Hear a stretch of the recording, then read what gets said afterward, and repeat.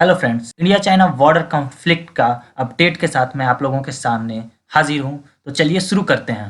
तो सबसे पहले वीडियो को शुरू करने से पहले हम श्रद्धांजलि देना चाहते हैं तिब्बतियन कमांडो नियाम तेंजेन जी को, जो अगस्त 29-30 के बीच में जो में लैंड माइन ब्लास्ट में जिनका देहांत हो गया है, उनको हमारे तरफ से श्रद्धांजलि।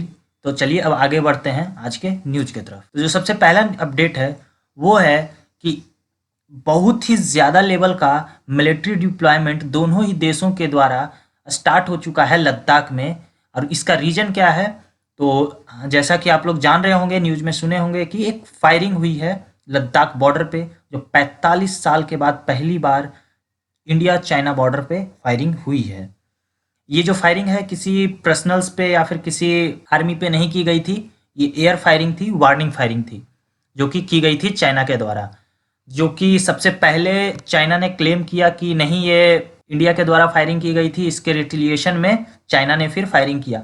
लेकिन इंडिया के द्वारा उसके बाद फिर आया कि नहीं, इंडिया के द्वारा कोई फायरिंग नहीं की गई है, चाइना के द्वारा ही प्रोवोकेशन एक्शन के लिए ये फायरिंग की गई है। अब मैं आप लोगों को वो लोकेशन दिखा रहा हूँ जहाँ पर ये फायरिंग हुई है। तो जैसा कि आप लोग यहाँ देख रहे होंगे, ये वो चौसूल का इलाका है जिसके आसपास फायरिंग हुई थी, जहाँ पर चीनीज जो आर्मी है वो घुसने का कोशिश कर रही थी, जैसा कि आप लोग न्यूज में देख सकते हैं। चलिए मैं आपको मैप के जरिए बताता हूँ कि कहाँ पर ये हुआ था। तो जैसा कि आप लोग यहाँ पर देख सकते हैं, पैंगोंग सो लेक है, उसके नॉर्थ कॉर्नर पर उसका जो साउथ कॉर्नर है, साउथ बैंक, उस पर ही अभी कन्फ्लिक्ट बढ़ा हुआ है। जैसा कि आप लोग जान रहे होंगे कि इंडिया ने भी एक बहुत ही अच्छा स्ट्रेटेजिक पोजीशन जो गेन कर लिया था 29-30 के जो अटैक हुए थे, यानी जो इंडिया ने उनके कैमराज और उनके जितने भी इक्विपमेंट्स थे उनको हटाकर ब्लैक सी टॉप पे कब्जा कर लिया था। तो वहीं पर अभी कन्फ्लिक्ट जारी है, क्योंकि चाइना फिर से उस एरिया को अपने कब्जे में लेने का कोशिश कर रहा है। इसके बाद हम लोग देखते हैं जो पेट्रोलिंग है, वो भी मूवमेंट जो है आर्मी की वो बहुत ज़्यादा बढ़ा दी गई है।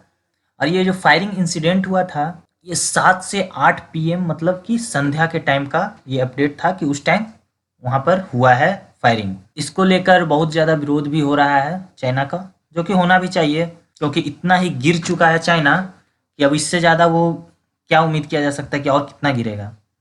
इसके साथ ही कुछ दिन पहले का ये अपडेट है जो कि आपके सामने अभी दिख रहा होगा कि चाइना ने अरुणाचल प्रदेश में 5 लोगों को बंदी बना लिया है, मतलब कि अपने अंदर अरेस्ट करके रख लिया है, जिसका न्यूज वहीं के जो पहले के MLA थे उनके द्वारा दिया गया है कि किया गया है। और जिस एक पर्सन के ट्वीट के द्वारा ये चीज़ सामने आया था, जिसके भाई को उन्होंने रखा है। और इसका जब इन्फॉर्मेशन चाइना से मांगा गया तो चाइना ने बहुत ही चालाकी से पूरे अरुणाचल प्रदेश को अपना मेनलैंड चाइना का हिस्सा बताते हुए ये कहा है कि हम नहीं जानते हैं कि हमें भारत को जवाब देने की ज़रूरत है, क्योंकि जो एरिया है वो चाइना का साउथ तिब्बत का इलाका है, तो इसीलिए हम इस चीज़ में रिस्पॉन्सिबल नहीं हैं इंडिया को जवाब देने के लिए। इस तरह का बहुत ही शर्मनाक तरह का भाषा का उपयोग किया गया है चाइना के द्वारा, जबकि उसके कुछ दिन पहले ही चाइना से भटके ट्रैवलर को इंडियन फोर्स ने खाना खिलाया और उन्हें फिर उनकी मदद करके उन्हें वापस चाइना तक पहुंचाया भी गया था। इंडियन आर्मी के द्वारा इतना हेल्प किया गया था, जबकि ये सब भी चीज़ ज़्यादा दिन पुरानी नहीं है, बस 1 सप्ताह पहले की बात है जब ऐसा इंसिडेंट हुआ था, जब इंडियन आर्मी ने उनकी मदद की थी।